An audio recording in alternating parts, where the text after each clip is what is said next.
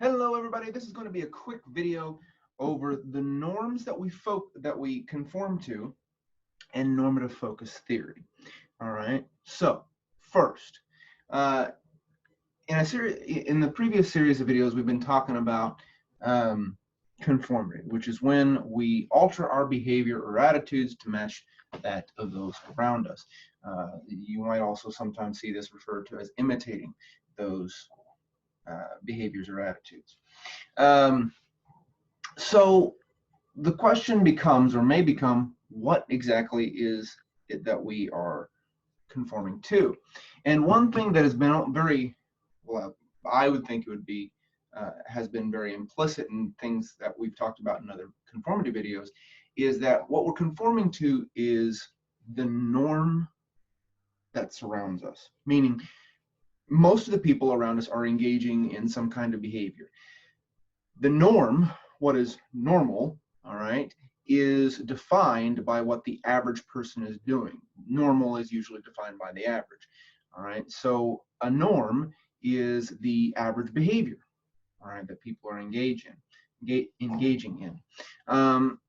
These norms are what we conform to, whether we're conforming because we don't know what to do in the first place, so we're uncertain, so we're conforming due to norm or informational social influence, or we're conforming because we want to belong, and we're conforming to what other people are doing, so we're conforming to the norms they are setting. Regardless of whether we're conforming for either of these reasons, we're conforming to norms. We're conforming to what the average person is doing. Now, there are at least two kinds of norms. You have descriptive norms, which are the norms that we've been talking about so far. They describe, thus descriptive, they describe what the average person is doing. But then there are also injunctive norms, and injunctive norms, I-N-J-U-N-C-T-I-V-E, injunctive norms are those norms that we, or the group, prefers or prescribes, all right? So they may not necessarily be what people are doing, but they're what the group thinks people should be doing, all right? So we've got descriptive norms, what people are actually doing, and injunctive norms, what the group thinks people should be doing. Now, normative focus theory argues that which norm we conform to, a descriptive norm or an injunctive norm, depends on which one we're focusing on. All right, so normative focus theory, whichever norm we're focusing on dictates which one we conform to. All right, so and then normative focus theory goes on to say that in an instance where the injunctive norm differs from a descriptive norm, the injunctive norm will, if people are focusing on it, will take precedence. All right, so I'm going to pull up a visual aid here. Maybe it'll help folks keep track of all the stuff I'm saying here. So we're going to talk about a study done by Cialdini and Kalgreen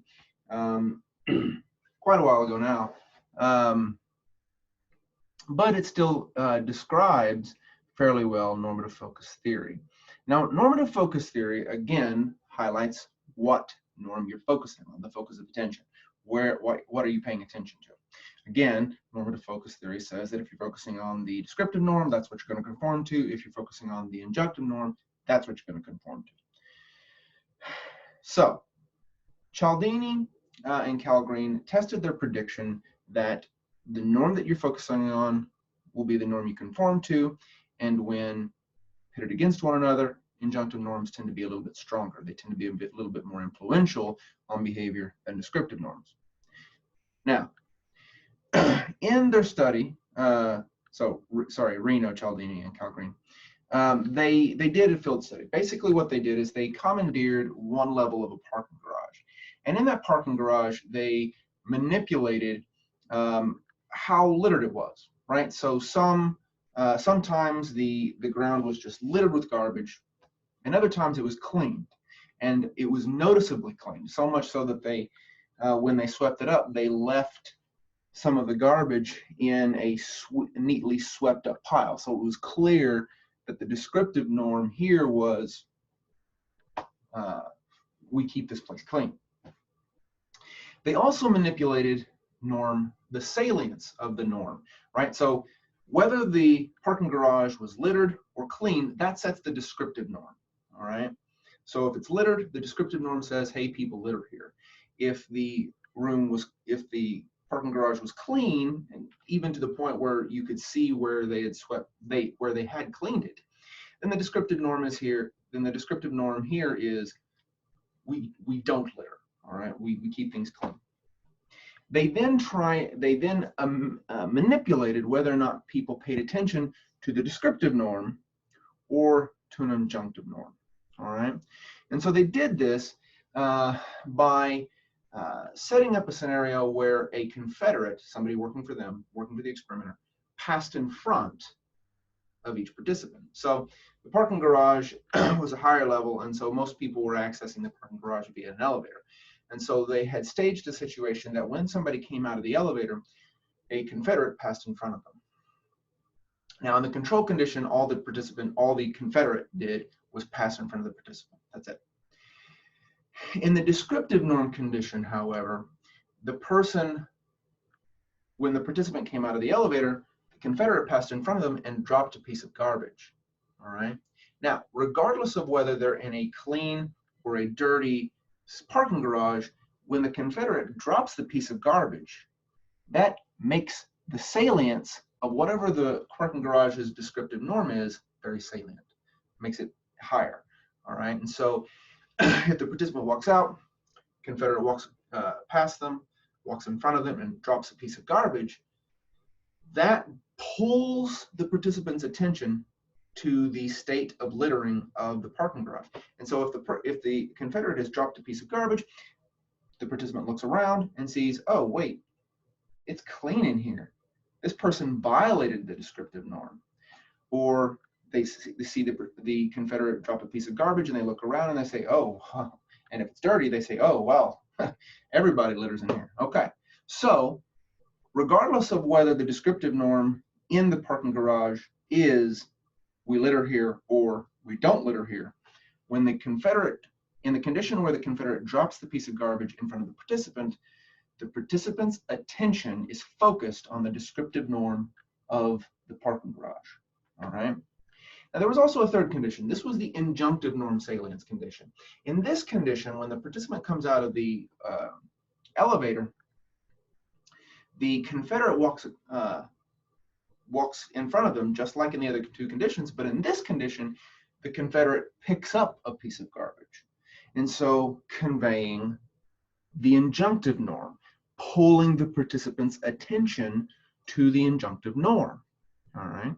So, again, remember that normative focus theory predicts that we will conform to whichever norm we're focusing on. So, in the descriptive norm salience condition, when the confederate passed in front of the participant and dropped a piece of garbage, that made the descriptive norm of the parking garage level salient. And so they would predict that when the parking garage was littered and the confederate dropped a piece of garbage, that the participant would be inclined to litter. But when the parking garage was clean and the confederate walked in front of the participant and dropped a piece of garbage. So again, we're talking about the descriptive norm salience condition, because when the confederate drops a piece of garbage, they're making the descriptive norm of the parking garage salient. So that's the descriptive norm salient condition. So normative focus theory would predict that in the descriptive norm salience condition, when the confederate drops a piece of garbage in front of the participant, that the participant would be inclined to litter in a littered parking garage and would be inclined to not litter in a clean parking garage. Now, how did they measure that? Well, they put these playbills. All right, it was just an advertisement. You know, sometimes you go out to your car and somebody slipped an advertisement under the windshield wiper of your car. That's what they did. All right, and so their principal measure was whether or not participants took the flyer that was put under their windshield wiper and threw it on the ground, littered. or took it to be thrown away later. Didn't litter.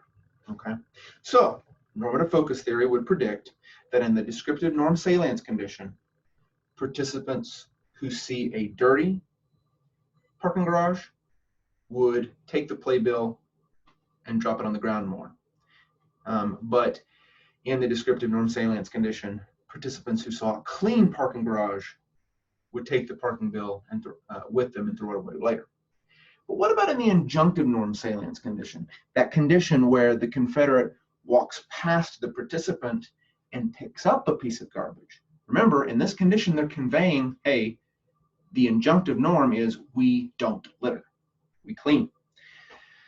What happens in that condition? Well, remember, normative focus theory predicts that when the two are together, descriptive versus injunctive, and they're pitted against one another, normative focus theory argues that the injunctive norm will usually win out. So if that's the case, then in the injunctive norm salience condition, normative focus theory predicted that regardless of whether the room was littered or clean, the participants in the injunctive norm condition would litter less. Okay, so here we go. Compared to control, normative focus theory predicts that in the descriptive norm salience condition, those who walk into a dirty room will litter more. Compared to the control condition, in the descriptive norm salience condition, participants who walk into a clean parking garage will litter less.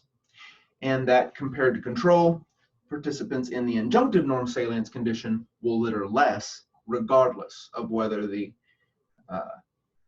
parking garage is clean or dirty. So what did they find? Well, exactly what they expected. All right. So what we see here is a table, a bar graph from Reno, Cialdini, and Kalgreen. And so the white bars are those where the parking garage was clean. The black bars are where the parking garage was dirty. And then you've got three sets of bars here. The first set of bars is the control condition. So we're looking at whether participants littered or not when in the control condition, when all the Confederate did was walk past them. Well, you can see that there's almost no difference in those conditions on whether or not there's almost no difference between the clean and littered condition and whether or not the participants littered. All right, about 37, 38% of participants in both the clean and littered conditions littered. Okay, but what about when the descriptive norm was made salient, the descriptive norm salience condition, when the Confederate walked by the participant and dropped a piece of garbage? Well, again, remember, normative focus theory predicted that they would litter more in a dirty parking garage and less in a clean parking garage. And you can see the difference right there demonstrates just that. When participants in the descriptive norm salience condition walked into a littered parking garage, they littered about 30% of the time. When participants in the descriptive norm salience condition walked into a clean parking garage, they only littered about 11% of the time. So again, normative focus theory says that we will conform to whatever norm our attention is focused on. When they're focused on the descriptive norm that says, hey, people litter here, people littered more than when their focus was pulled to the norm of the descriptive norm of, hey, people don't litter here. What about in the injunctive norm salience condition? Again, normative focus theory predicts that when the injunctive norm and a descriptive norm are pitted against one another, the injunctive norm would win out. So again, the normative focus theory would predict that in the injunctive norm salience condition, when the Confederate walks by the participant and picks up a piece of garbage, that in that condition, participants would be less likely to litter regardless of whether the parking garage was clean or dirty. And that's what happened. So we can see here in these last two bars that in the injunctive norm salience condition, participants barely littered at all. In the clean condition, they actually littered a little bit more, but not appreciably, right? So 7 to 4%. So the least amount of littering happened in that injunctive norm salience condition. So there we go. Here we've talked about what types of norms there are. We've talked about normative focus theory. We've talked about what it predicts. And we've talked about an example study demonstrating those predictions. All right, guys, as always, if you have questions, please send them away. But I hope this video was helpful. And I hope you have a great week. And I'll see you all later on.